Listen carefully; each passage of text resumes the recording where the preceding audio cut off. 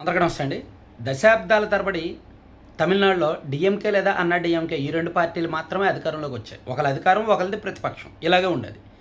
కానీ first time Tamil Nadu రాజకీయ చరిత్రలో పరిస్థితి మారింది. మూడో ప్రత్యామ్నాయంగా వచ్చిన విజయ్ సింగిల్ లార్జెస్ట్ పార్టీగా అవతరించారు. దాదాపుగా 105 నుంచి 108 సీట్లు. అంటే మనం రిజల్ట్స్ వచ్చినప్పుడే ఈ వీడియో చేస్తున్నాను కాబట్టి ఇప్పటి వరకు ఉన్న లెక్క ప్రకారం అయితే విజయ్ 106 సీట్లు గెలిచినట్టు. సో మేబీ ఒక 2-3 అటు ఇటుగా ఉంటాయేమో ఫైనల్ రిజల్ట్స్ వచ్చేసరికి. సో అంటే విజయ్ సింగిల్ లార్జెస్ట్ పార్టీ. అలాగని మ్యాజిక్ ఫిగర్ రాలా. విజయ్కి పూర్తిగా సీఎం అవడానికి కావాల్సిన మ్యాజిక్ ఫిగర్ అంటే 118 సీట్లు అయితే గెలవలేదు. కాబట్టి ఖచ్చితంగా అక్కడ నెంబర్ గేమ్ అంటే సంకీర్ణ ప్రభుత్వం అయితే ఏర్పాటవుతుంది. ఇక్కడ మనం కొన్ని కీలకమైన పాయింట్లు మాట్లాడుకోవాలి. విజయ్ రాకతో డిఎంకే అండ్ అన్నా డిఎంకే 2 పార్టీల ఓట్ బ్యాంక్కి గండిపడింది. ఇప్పటి వరకు జరిగిన కౌంటింగ్ ప్రకారం విజయ్ పార్టీకి సుమారుగా 35% ఓట్లు నమోదైతే ఓట్లు పోలైతే డిఎంకే పార్టీకి 24.5%, అన్నా డిఎంకే పార్టీకి 21% ఓట్లు పోలయ్యాయి. సో సీట్ల పరంగా చూసుకుంటే అన్నా డిఎంకే సుమారుగా ఒక 50 సీట్లు, డిఎంకే సుమారుగా ఒక 59-60 సీట్లు గెలుస్తోంది. అంటే ఈ 2 పార్టీలు కలిస్తే విజయ్ పార్టీ గెలిచిన సీట్లు. ఇక్కడ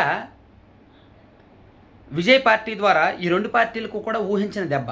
సాధారణంగా రాజకీయాల్లో ఏం జరుగుద్దంటే ఒకరు అధికారంలో ఉన్నారు అంటే మరో పార్టీ వచ్చినప్పుడు అధికార పార్టీ వ్యతిరేక ఓట్లు అంటే ప్రభుత్వ వ్యతిరేక ఓట్లు చీలిపోతాయి. సో తద్వారా అన్నా డిఎంకే కూటమికో దెబ్బ తగులుతుంది విజయ్ పార్టీ ద్వారా అనుకున్నారు. కానీ విజయ్ ఏ ఒక్కరినో దెబ్బతీయడానికి రాలా. అక్కడ ఉన్న పార్టీలన్నింటినీ దెబ్బతీసి తను పైకి వెళ్ళడానికి వచ్చినట్టుగా కనిపిస్తోంది ఈ రిజల్ట్స్ ద్వారా.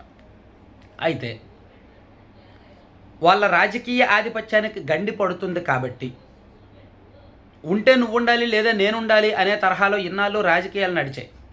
ఇప్పుడు దానికి గండి పడింది కాబట్టి డిఎంకే అండ్ అన్నా డిఎంకే కలుస్తాయా?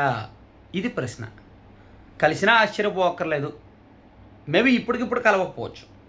ఫ్యూచర్లో కలిసినా ఆశ్చర్యపోవక్కర్లేదు. ఎందుకంటే రాజకీయాల్లో ఎవరు శాశ్వత మిత్రులు ఉండరు, శాశ్వత శత్రువులు ఉండరు.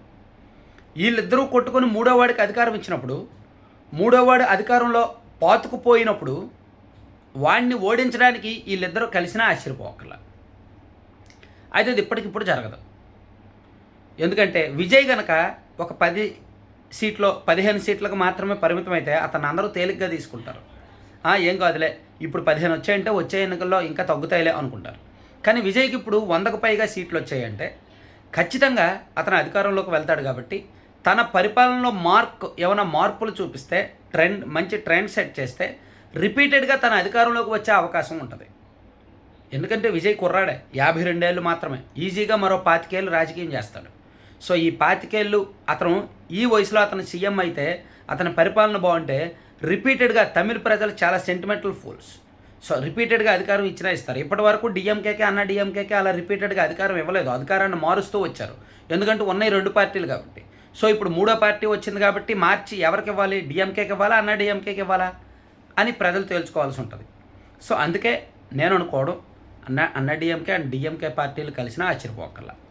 లేదా విజయ్కి ఇప్పుడు డిఎంకే లేదా అన్నా డిఎంకే ఎవరో ఒకరు మద్దతు ఇచ్చినా ఆశ్చర్యపోకల్లా విజయ్ పార్టీకి. ఎందుకంటే విజయ్కి ఇప్పుడు మ్యాజిక్ ఫిగర్ రాలేదు. తను సీఎం అవ్వాలి అంటే, అధికారం కుర్చీ ఎక్కాలి అంటే మరో 15 మంది శాసనసభ్యుల బలం అవసరం కాబట్టి, 15 మందో 12 మందో శాసనసభ్యుల బలం అవసరం కాబట్టి, అంటే 118 మ్యాజిక్ ఫిగరు.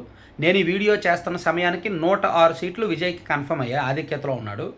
సో కాబట్టి నేను ఇలా చెప్తున్నా ఎన్ని కావాలనేది. సో నేను అనుకోవడం ఒక 12 సీట్లు అనుకుందాం.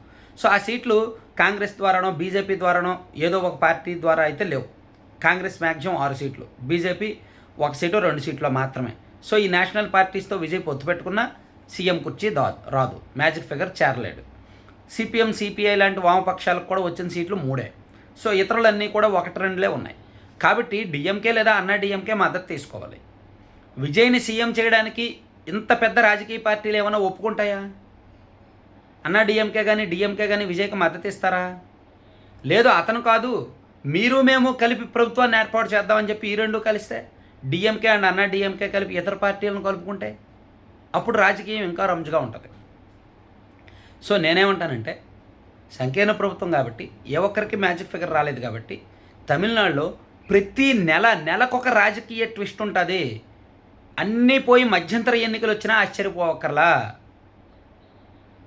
సంకీర్ణ ప్రభుత్వాలు వచ్చినప్పుడు ఇలాగే ఉంటుంది. సాంప్రదాయ పార్టీలను కాదని కొత్త పార్టీకి ప్రజలు మద్దతు ఇచ్చినప్పుడు కొత్త పార్టీకి వీళ్ళు మద్దతు ఇవ్వాలా, సపోర్ట్ చేయాలా, లేదా వద్దా, లేదు కూల్ చేయాలా అనేది వీళ్ళు చాలా జాగ్రత్తగా, చాలా చాకచక్యంగా నిర్ణయం తీసుకుంటారు. సో చూడాలి, తమిళనాడు రాజకీయాలు మాత్రం రాబోయే కాలంలో ఇంకా ఇంట్రెస్టింగ్గా ఉంటాయనేది తథ్యం. Thank you.